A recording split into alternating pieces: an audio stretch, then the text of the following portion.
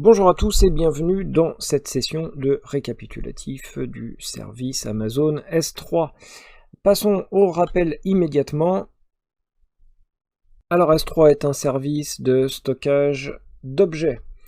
C'est un service accessible par d'autres services AWS, on l'a vu, EC2 dépose ses instantanés dedans, on a d'autres bases de données qui font aussi des exports des sauvegardes dans S3, on a également des applications qui déposent des fichiers mais qui permettent aux outils de Big Data d'aller directement solliciter S3 pour réaliser leur travail sur une quantité de données impressionnante. Ces données sont stockées dans des compartiments. Les compartiments doivent respecter un nommage universel, tout simplement puisque les liens sont en HTTP, donc ce sont des URL. Ces URL auront pour vocation d'être publics, donc il va falloir que ce nom soit unique. À notre disposition également des différentes classes de stockage, les classes standards, les accès peu fréquents et glaciers. On a la possibilité d'activer le versionning pour avoir différentes versions de nos fichiers, tout en affichant uniquement tout le temps la dernière version. On a les cycles de vie qui permettent de transférer les données en fonction de règles simples à partir du moment où une archive n'a pas été accéder depuis, on va dire 3 semaines, elle peut automatiquement être déplacée sur les accès peu fréquents. Si au bout de 3 semaines de nouveau, elle n'a toujours pas été touchée, on peut décider de la transférer vers Glacier, ce qui va permettre de réduire la facture. L'expiration des versions, à partir du moment où on a plusieurs versions d'un fichier, on va peut-être pas en garder trop, puisqu'au bout d'un moment ça va faire beaucoup vu la quantité de fichiers. Il faut quand même savoir qu'on paye à la volumétrie, entre autres, et que donc pour limiter cette volumétrie par rapport au versionning, on va tout simplement dire qu'on va garder toutes les versions sur les 3 dernières semaines, par exemple.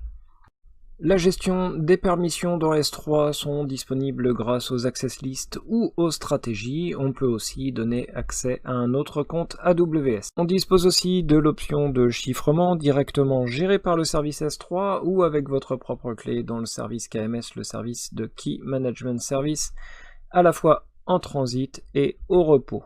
La durabilité sur ce service, la réplication possible interrégion, et la possibilité de remonter des métriques dans CloudWatch.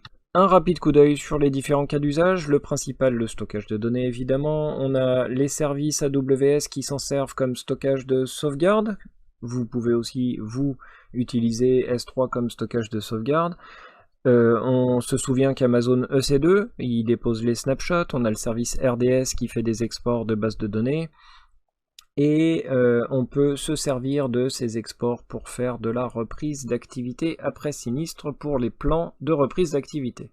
Sans oublier bien sûr l'archivage massif à bas coût, où on peut mettre des centaines de téra, de péta ou d'hexaoctets à bas coût grâce au service Glacier, l'hébergement de sites web en mode statique, en mode serverless, la zone de stockage pour les données du Big Data. On a vu que les applications peuvent déverser des milliers de fichiers dans S3, et étant donné que c'est un service, la mise à l'échelle est gérée directement par AWS, donc les outils peuvent s'en donner à cœur joie et aller solliciter S3 à quelques millisecondes par fichier en temps d'accès et sur des centaines de milliers de fichiers sans limite de taille.